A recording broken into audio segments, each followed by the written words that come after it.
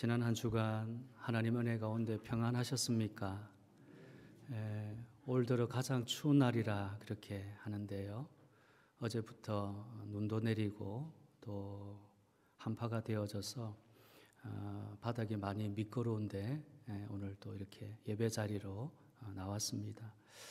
우리의 모든 발걸음을 하나님이 인도하시고 또 넘어지지 않도록 붙들어 주셔서 오늘도 감사와 감격으로 예배 자리에 나왔습니다.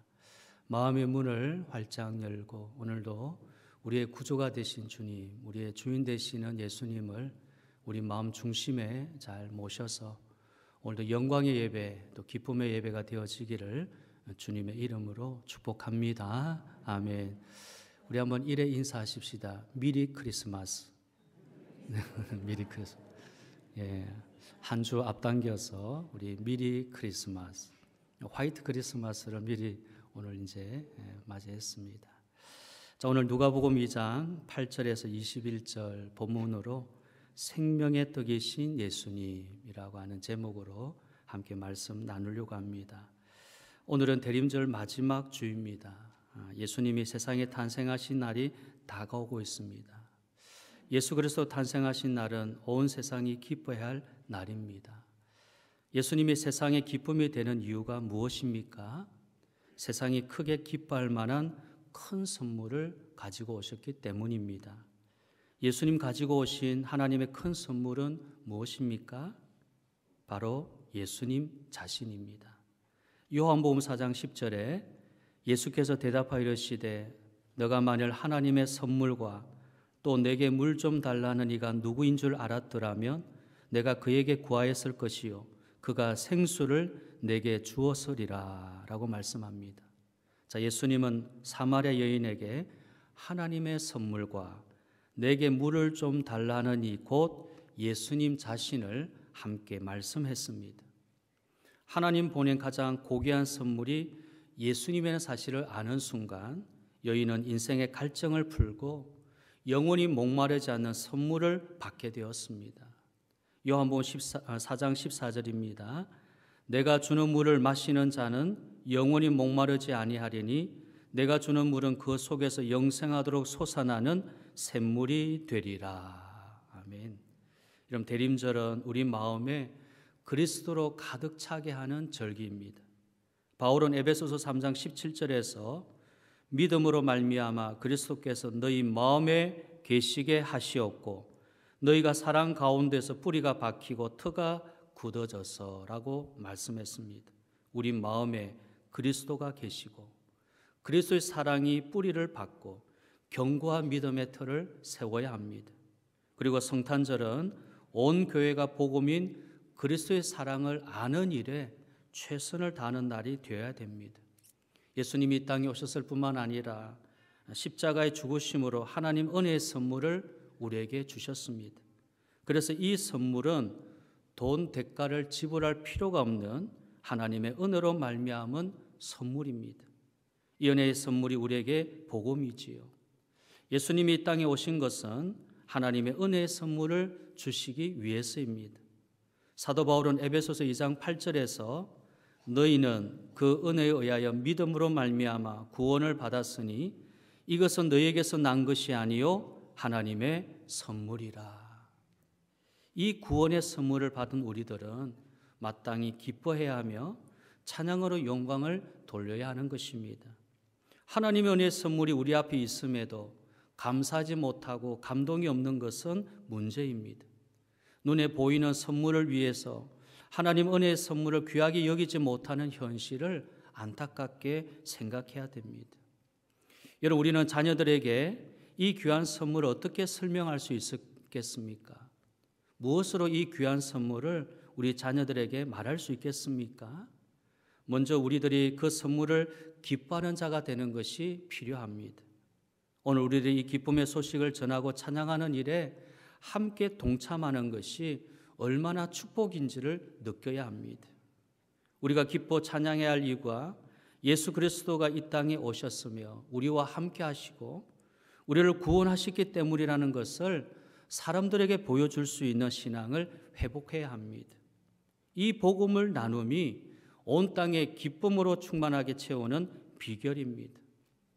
자, 이것을 위해 우리가 먼저 알아야 할 것은 예수님이 이 땅에 오신 목적을 분명하게 확실하게 깨닫는 것입니다. 여러분, 예수님이 이 땅에 오신 목적이 뭡니까? 잘 아시겠지만 우리가 다시 한번 정립하십시다. 첫째는 큰 기쁨의 좋은 소식을 전하기 위하여 오셨습니다. 예수님이 이 땅에 오신 목적은 우리들에게 큰 기쁨의 좋은 소식을 전해주시기 위해서인데요. 자, 본문 10절과 11절입니다. 천사가 이르되 무서워하지 말라. 보라, 내가 온 백성에게 미칠 큰 기쁨의 좋은 소식을 너희에게 전하노라. 오늘 다윗의 동네에 너희를 위하여 구주가 나셨으니 곧 그리스도 주시니라. 구주가 이 땅에 나신 것이 왜 우리들에게 큰 기쁨의 좋은 소식인지를 알아야 되고 깨달아야 됩니다. 그래야 우리들의 찬양에 기쁨의 탄성이 터져 나올 수가 있고 구원의 감격이 식지 않기 때문입니다. 예수님이 이 땅에 오신 목적을 우리가 다시 한번 마음에 잘 새겨야 오늘 우리가 하나님 앞에 드린 찬양이, 기쁨이, 또 이 영광이 하나님 앞에 올려지게 되어지고 주님 오시는 그날까지 이 구원의 감격과 기쁨이 식어지지 않는 것입니다. 그러면 예수님이 이 땅에 가지고 오신 좋은 소식이 무엇입니까? 첫째로 하나님의 관계를 회복시켜 주셨기 때문입니다. 예수님이 이 땅에 오셔서 하나님과 죄인인 우리의 영적 갈등을 완전히 풀어주셨습니다. 에베소서 2장 13절 14절에 이제는 전에 멀리 있던 너희가 그리스도 예수 안에서 그리스도의 피로 가까워졌느니라. 그는 우리의 화평이신지라. 둘로 하나를 만드사 원수된 것 곧 중간에 막힌 담을 자기 육체로 허시고 라고 말씀했습니다.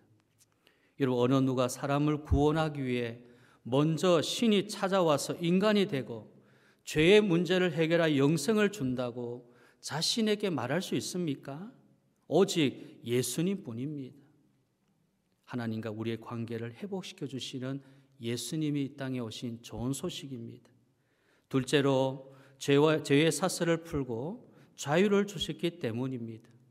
범죄한 인간은 진노의 자녀이며 에베소서 2장 3절 멸망의 자녀이며 요한복음 17장 12절 마귀의 자녀가 됩니다.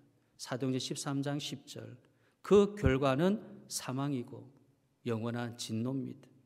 그러나 예수님이 이 땅에 오셔서 사탄의 결박으로 인해 우상에 끌려가는 자들을 풀어주었고 그들을 거룩한 속전을 십자가에 지불함으로써 자유를 주셨습니다. 베드로전서 1장 18절 19절입니다. 너희가 알거니와 너희 조상이 물려준 헛된 행실에서 대속함을 받은 것은 은이나 금같이 없어질 것으로 된 것이 아니요 오직 흠없고 점없는 어린 양 같은 그리스도의 보배로운 피로 된 것이니라. 아멘. 예수님이 땅에 오신 목적은 십자가 희생을 통하여 죄값을 우리 대신 지불하시고 구원을 베풀어 주시기 위해서입니다. 죄값으로 죽을 수밖에 없는 우리에게 참된 자유를 주신 목적을 가지고 좋은 기쁨의 소식을 가지고 오셨습니다. 셋째는요, 우리들에게 하나님 나라의 시민권을 주시기 위해서입니다. 예수님이 땅에 오셔서 우리들에게 엄청난 신분의 변화가 일어났습니다. 에베소서 2장 12절 다시 한번 보십시다. 그때에 너희는 그리스도 밖에 있었고 이스라엘 나라 밖에 사람이라 약속의 언약에 대하여는 외인이요 세상에서 소망이 없고 하나님도 없는 자이더니 이제는 전에 멀리 있던 너희가 그리스도 예수 안에서 그리스도의 피로 가까워졌느니라. 하나님의 언약의 약속에서는 외인이다. 아무 상관이 없고 세상에서는 소망이 없고 하나님이 없는 자였는데 예수님의 피로 말미암아 예수 안에서 우리는 가까워졌다. 하나가 되었다는 것입니다. 그러므로 예수님 오셔서 우리들 하나님 나라의 시민이 되었고 하나님 나라의 백성이 되었습니다. 예수님이 이 땅에 오셔서 베푸신 구원으로 인해 우리는 하나님의 형상으로 회복되고 하나님의 자녀가 되었습니다. 두 번째, 예수님이 땅에 오신 목적이 뭡니까? 하나님의 영광을 위해 오셨습니다. 첫 번째 성탄절에 천사들의 찬양이 온 하늘에 울려 퍼졌습니다. 호련히 수많은 천군이 그 천사들과 함께 하나님을 찬송하이르되 지극히 높은 곳에서는 하나님께 영광이요 땅에서는 하나님 기뻐하시는 사람들 중에 평화로다 하니라. 예수님이 땅에 오신 목적은 첫째로 하늘의 영광이며 둘째로 땅의 평화를 위해서입니다. 성탄절의 첫 번째 목적은 하나님께 영광을 돌리는 것입니다. 그 다음으로 이 땅의 평화를 이루는 것입니다. 그러나 사람들은요, 이 순서를 바꾸어 세상의 평화만을 강조하고 있습니다. 성탄절이 하나님의 영광은 온데간데 없습니다. 사람들끼리 잘 보내면 되는 날로 생각하는 것입니다. 하나님의 영광이 사라진 것은 진정한 성탄절의 의미가 퇴색된 것이지요. 예수님이 땅에 하나님의 아들로 오셨습니다. 하나님의 아들로 오신 이유가 뭡니까? 하나님의 기쁨과 영광을 이루기 위해서입니다. 마태복음 3장 17절에 하늘로부터 소리가 있어 말씀하시되 이는 내 사랑하는 아들이요 내 기뻐하는 자라 하시니라. 예수님이 땅에 오셔서 세례를 받으실 때에 하나님의 아들 되심과 하나님의 기쁨 되심이 하늘로부터 말씀했습니다. 그래서 예수님의 탄생의 소식을 전하는 천사가 하나님께 영광 되심을 선포한 것입니다. 예수님이 땅에 오셔서 하신 모든 일도 하나님께 영광 돌리는 목적을 이룹니다. 예수님 오셔서 십자가 대속으로 죄인을 의인되게 하심도 먼저 하나님께 영광을 위한 것입니다. 하나님의 어려우심을 만족할 백성을 만드는 일을 위해 우리는 반드시 어려운 자로 인정을 받아야 됩니다. 그래서 예수님이 오셔서 하나님의 구원의 조건을 만족하게 하셔서 하나님께 영광이 되셨습니다. 인간의 어려움조차도 하나님의 영광의 조건이 됩니다. 여러분, 예수님은 일생 자신의 뜻이 아니라 하나님의 뜻을 세우는 일에 헌신하셨습니다. 십자가 고난을 앞둔 기도의 순간에요, 하나님의 뜻을 위해 기꺼이 자기의 생각을 포기하셨습니다. 마가복음 14장 36절에 이르시되 아빠 아버지여 아버지께는 모든 것이 가능하오니 이 잔을 내게서 옮기시옵소서. 그러나 나의 원대로 마시옵고 아버지 원대로 하옵소서 하시고. 자, 예수님은 십자가 구원을 통해서 우리들로 하여금 하나님의 자녀 그리고 하나님의 상속자 되게 하셨습니다. 여러분, 지금까지 살펴본 말씀만 보아도요, 예수님께서 하나님 영광을 위해 이 땅에 오셨다는 것을 잘 알 수 있습니다. 이처럼 예수님은 우리들의 하나님 형상을 회복하여 하나님의 자녀로 살아가도록 하시기 위해서 이 세상에 오신 것입니다. 하나님께 영광되는 위하여 예수님 따르신 유일한 원리가 있습니다. 그것은 하나님 말씀입니다. 예수님 하나님께 영광되기 위하여 말씀으로 이 땅에 오셨습니다. 요한복음 1장 14절에요. 말씀이 육신이 되어 우리 가운데 거하심에 우리가 그의 영광을 보니 아버지의 독생자의 영광이요 은혜와 진리가 충만하더라. 영광이 되는 일을 위해서 예수님 따르신 유일한 원리, 하나님 말씀입니다. 자, 여기서 말씀이 육신이 되었다는 것은 예수님이 하나님과 하나됨을 말합니다. 즉 하나님의 뜻을 이루는 것이 예수님의 존재 목적이라는 의미입니다. 실제로 예수님은 하나님 말씀을 양식으로 삼으셨고 하나님 말씀을 성취함으로 하나님께 영광을 돌렸었습니다. 올해 성탄절은 나를 위한 날이 아니라 하나님 영광을 위한 날이 되어야 됩니다. 내 중심적인 삶과 생각을 내려놓고 하나님 중심의 삶을 사는 것이 성탄절의 참된 의미인 것입니다. 여러분, 이를 위해서요, 하나님 말씀에 순종하며 하나님의 뜻을 세워나가는 복된 성도 되기를 바랍니다. 세 번째로 생명의 떡을 나눠주시기 위해서 오셨습니다. 여러분, 예수님 어디에 탄생하셨습니까? 예루살렘 작은 마을 베들레헴입니다. 자, 본문 15절인데요. 천사들이 떠나 하늘로 올라가니 목자가 서로 말하되 이제 베들레헴으로 가서 주께서 우리에게 알리신 바 이 이루어진 일을 보자 하고, 베들레헴으로 가서 주께서 우리에게 이루어진 일을 보자, 눈여겨보자. 이런 베들레헴은 다윗의 자손이 살던 작은 마을입니다. 어느 누구도 주목하지 않았던 시골에 예수님이 탄생하신 이유가 무엇입니까? 첫째로 예수님의 탄생은 그가 겸손한 왕으로 오셨음을 말해줍니다. 세상의 권력을 가지고 화려하게 오시기보다는 초라한 동네에 창조주 하나님의 아들의 겸손한 모습을 볼 수 있습니다. 둘째는 예수님의 탄생은요, 예언을 따라 된 것입니다. 예수님 탄생하기 500년 전 미가 선지자는 예수님의 탄생을 예언했고, 그 예언대로 예수님은 헤롯 왕 때 베들레헴에서 목동들의 축가를 받으며 탄생하셨습니다. 예수님의 탄생은 예언을 성취하는 것입니다. 셋째로 예수님의 탄생은요, 그가 생명의 양식으로 이 땅에 오셨음을 의미합니다. 여러분, 예수님이 태어나신 여기 베들레헴의 뜻은 떡집이죠. 떡집. 그러니까 예수님은 떡집인 베들레헴에 오셔서 많은 사람들에게 생명의 떡, 생명의 양식을 나누어 주실 것임을 미리 알려주신 것입니다. 생명의 떡을 세상에 나눠 주시려고 오신 예수님이 떡집 베들레헴에 탄생하셨습니다. 예수님은 생명의 떡을 가지고 오셨습니다. 요한복음 6장 50절 51절입니다. 이는 하늘에서 내려온 떡이니 사람으로 하여금 먹고 죽지 아니하게 하는 것이리라. 나는 하늘에서 내려오 살아있는 떡이니 사람이 이 떡을 먹으면 영생하리라. 내가 줄 떡은 곧 세상의 생명을 위한 내 살이니라 하시니라. 여러분, 하늘에서 양식이 내려온 것이 구약시대에서 광야에서 있었습니다. 이 양식은 만나와 메추라기입니다. 이것은 매일 내려와 한날을 위한 양식이었습니다. 그런데 예수님이 하늘에서 내려오신 생명의 떡입니다. 이 신령한 떡을 먹는 자에게 영생을 얻게 하셨습니다. 이 영생을 위해서 예수님이 몸으로 오셔야만 했습니다.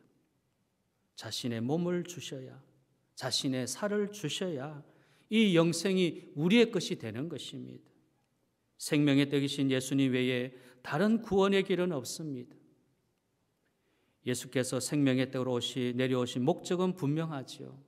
요한복음 6장 38절 39절 우리 한번 같이 읽겠습니다. 요한복음 6장 38절 39절 같이 읽겠습니다. 시작. 내가 하늘에서 내려온 것은 내 뜻을 행하려 함이 아니요 나를 보내신 이의 뜻을 행하려 함이니라.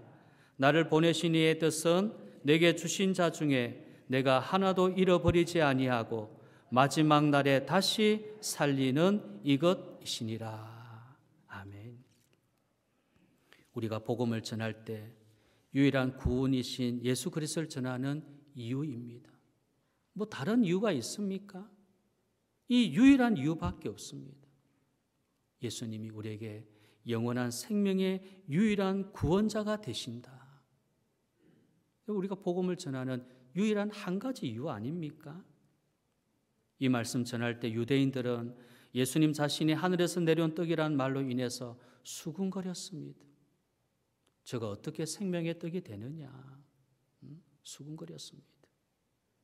지금도 사람들은 유일한 구원자 되신 예수 그리스도를 전하면 거부합니다. 그들은 다른 종교에도 구원이 있다라고 말합니다. 이리 가나 저리 가나 똑같이 산 꼭대기 올라가는 것은 똑같지 않느냐라고 말하는 것입니다. 그러나 우리는 예수님만이 유일한 영생의 길이라는 것을 확신하고 전해야 됩니다. 그 생명의 떡인 몸이 내려오지 않으면 모든 사람들은 영원한 생명을 선물로 받을 길이 없습니다.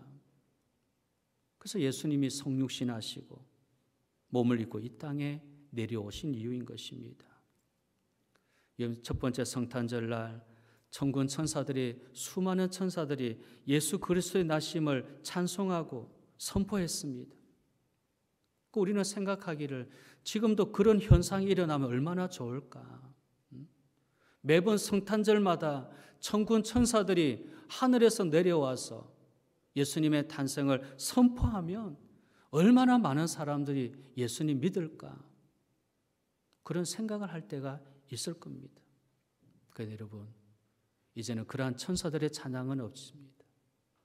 다만 이제 예수 그리스도를 영접하고 맞이한 성도들의 찬양이 하나님 앞에 울려 퍼져야 되는 것입니다.